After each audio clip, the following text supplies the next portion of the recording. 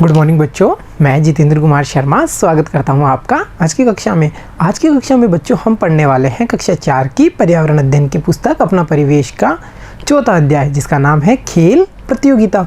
बच्चों, खेल प्रतियोगिता का जो पहला भाग था, जिसमें हमने नीलम के विद्यालय में जाकर के होने वाली पंचायत स्तर की खेल प्रतियोगिताओं के बारे में जाना था। साथ ही साथ हमें ये पता चला था कि नीलम के कक्षा अध्यापक को मैदान की व्यवस्था का कार्य मिल चुका है। उन्होंने अपने एक दल का निर्माण किया जो उनका सहयोग करेगा इस कार्य में। बच्चों, पिछले भाग में हमने खो खो खेल के बारे में काफ़ी कुछ जानकारियाँ प्राप्त की थी, तो मैं चाहता हूँ प्राप्त जानकारियों का उपयोग करते हुए आप और हम मिलकर के कुछ आसान से प्रश्नों को हल करने की कोशिश करते हैं। तो बच्चों, शुरू करते हैं आज के अभ्यास प्रश्न।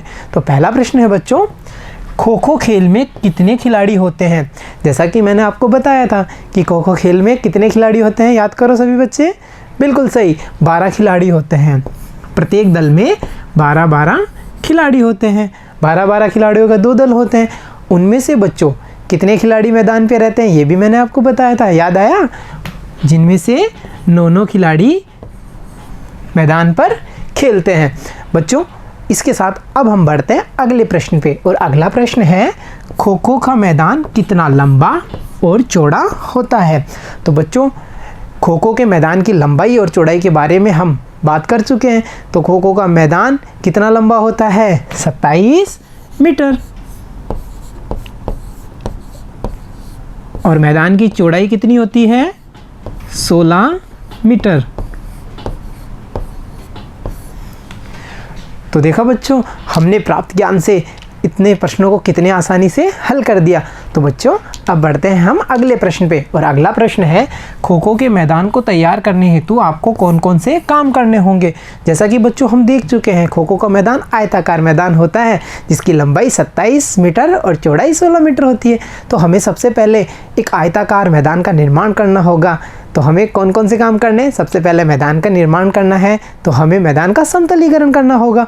उसमें उपस्थित घास फूस कंकड़ पत्थरों को दूर करना होगा। मैदान की अच्छे से सफाई करनी होगी। साथ ही साथ हमें मैदान के चारों तरफ ब्लॉक्स यानी कि रेखाओं के निर्माण भी करने होंगे।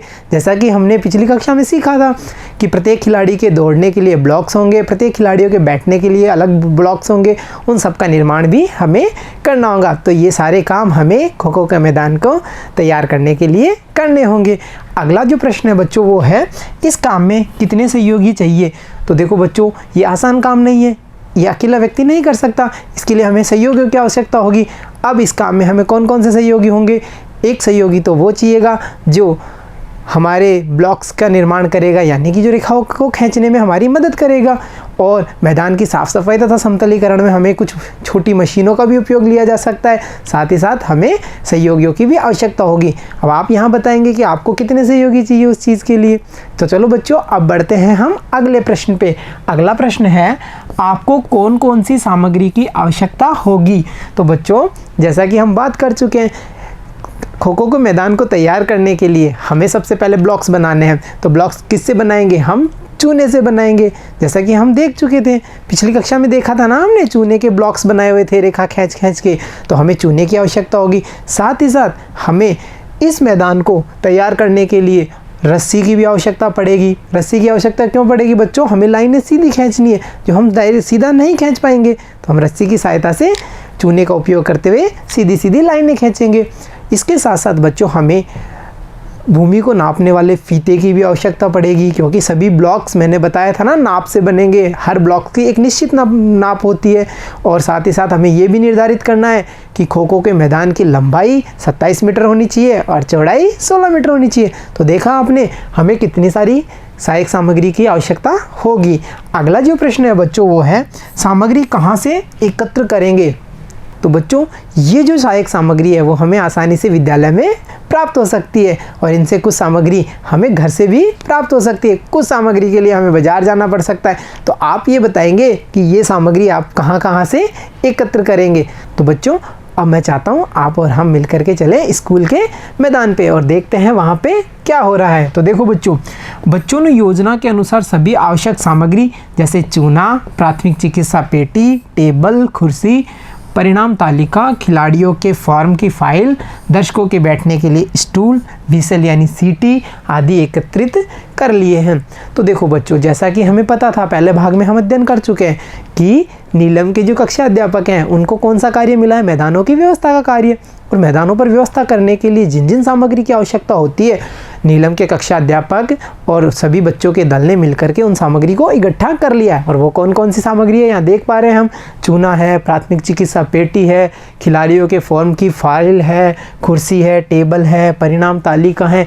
जो भी सामग्री वहाँ पर मैदान पे चाहिएगी, सभी बच्चों ने मिलकर के उसको एकत्रित कर लिया है। और सबसे महत्वपूर्ण बात, पीने के पानी की व्यवस्था भी कर ली गई है। अच्छा प्यारे बच्चों, आपने यहाँ देखा प्राथमिक चिकित्सा पेटी। तो चलो जानते हैं अब प्राथमिक चिकित्सा पेटी है क्या, इसके अंदर कौन कौन सी सामग्री होती है, ये किस काम आती है और आपने देखी भी है कि नहीं। तो चलो पता करते हैं प्राथमिक चिकित्सा पेटी के बारे में। बच्चों स्क्रीन पे आप देख पा रहे हैं प्राथमिक चिकित्सा पेटी का चित्र। देखा होगा ना आप सबने, फर्स्ट एड किट देखा होगा ना, अपने विद्यालय में भी देखा होगा या जहाँ भी हम जाते हैं, जैसे किसी बड़े शॉपिंग मॉल में, वहाँ पे भी कुछ दुकानों पर भी ये उपलब्ध होते हैं। तो आपने ये सब देखे होंगे। या जैसे जो वाहन होते हैं, स्कूल की बस, उसके अंदर भी आपके फर्स्ट एड किट बॉक्स से लगा होता है। तो देखा है ना सब बच्चों ने। तो चलो बच्चों पता करते हैं इस प्राथमिक चिकित्सा पेटी में क्या क्या सामग्री होती है। तो देखो बच्चों, जैसा कि हम देख पा रहे हैं, हमने प्राथमिक चिकित्सा पेटी को खोल लिया है। जैसे बच्चों अब हम देखते हैं इनमें कौन कौन सी सामग्री है। देखो बच्चों, प्राथमिक चिकित्सा पेटी में कई प्रकार की सामग्री होती है जिसे दुर्घटना के समय उपयोग में लिया जाता है। जैसे कि देखो, हाथों में पहनने वाले दस्ताने यानी ग्लव्स होते हैं, एक छोटी कैंची, प्लास्टिक की चिमटी, दिख पा रहा है ना सभी को, ध्यान से देखो, एक मास्क होगा, बैंडेज यानी चोट लगने पे जो पट्टी की जाती है ना, मरहम पट्टी, उसके लिए बैंडेज की भी आवश्यकता होती है, वो होंगी, सेफ्टी पिन्स होंगी।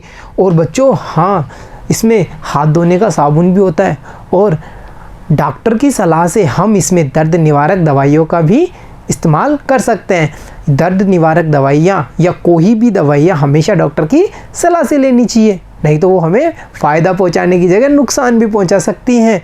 तो चलो बच्चों, अब हम ये पता करते हैं कि प्राथमिक चिकित्सा पेटी का उपयोग कहाँ किया जाता है। तो बच्चों, जैसा कि मैंने बताया आपको, हादसों में घायल व्यक्ति को तुरंत राहत पहुंचाने के लिए प्राथमिक चिकित्सा उपचार पेटी का उपयोग किया जाता है। बच्चों, कभी कभी दुर्घटनाओं के कारण व्यक्ति को तुरंत इलाज की आवश्यकता होती है अस्पताल पहुंचने से पहले। जैसे किसी व्यक्ति को अगर चोट लग जाती है और उसके खून बहना शुरू हो जाता है, तो उसे प्राथमिक उपचार पेटी की बहुत ज़्यादा आवश्यकता है। उसे हमें प्राथमिक उपचार देना ही होगा, अन्यथा उसका खून ज़्यादा बह जाएगा और उसके प्राण बचाना मुश्किल हो जाएगा।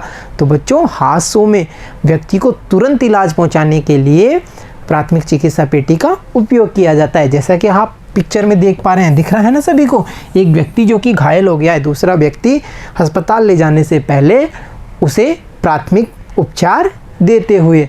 तो देखा बच्चों आपने, प्राथमिक चिकित्सा पेटी कितने काम की चीज़ है और इसे खेल के मैदानों पे क्यों होना चाहिए, आया कुछ समझ में। अगर खेल के दौरान किसी खिलाड़ी को चोट लग जाती है तो प्राथमिक उपचार पेटी के द्वारा उसे तुरंत राहत पहुंचाई जा सकती है। तो बच्चों, अब मैं चाहता हूं आप और हम मिलकर के कुछ अभ्यास प्रश्नों को हल करने की कोशिश करते हैं। तो आज के अभ्यास प्रश्न हैं, प्राथमिक चिकित्सा पेटी में क्या क्या चीज़ें होती हैं। जैसा कि बच्चों आप और हम प्राथमिक चिकित्सा पेटी को खोलकर देख चुके हैं कि उसके अंदर क्या क्या था। उसके अंदर ग्लव्स थे, मास्क था और डॉक्टर की सलाह से हम दवाइयाँ भी रख सकते हैं। उसमें प्लास्टिक की चिमटियाँ, छोटी कैंची, बैंडेज, पट्टियाँ, गरम पट्टी या हाथ धोने का साबुन और मरहम, ऐसी चीज़ें प्राथमिक उपचार पेटी में होती हैं। तो आप भी अपने विद्यालय की प्राथमिक उपचार पेटी को देखेंगे और पता करेंगे कि उसमें कौन कौन सी चीज़ें हैं और उनका नाम यहाँ पे लिखेंगे। तो चलो बच्चों, आगे का प्रश्न देखते हैं। कबड्डी का मैदान कितना लंबा चौड़ा होता है। देखो बच्चों, खो खो के मैदान के बारे में हमने लंबाई और चौड़ाई को पढ़ा था और जान चुके थे कि खो खो का मैदान 27 मीटर लंबा तथा 16 मीटर चौड़ा होता है। अब हमें ये पता करना है कि कबड्डी का मैदान कितना लंबा और कितना चौड़ा होता है।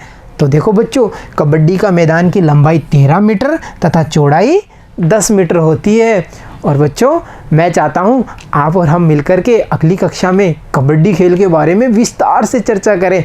तो बच्चों आज की इस कक्षा में इतना ही, मिलता हूँ आपसे अगली कक्षा में, तब तक के लिए धन्यवाद बच्चों।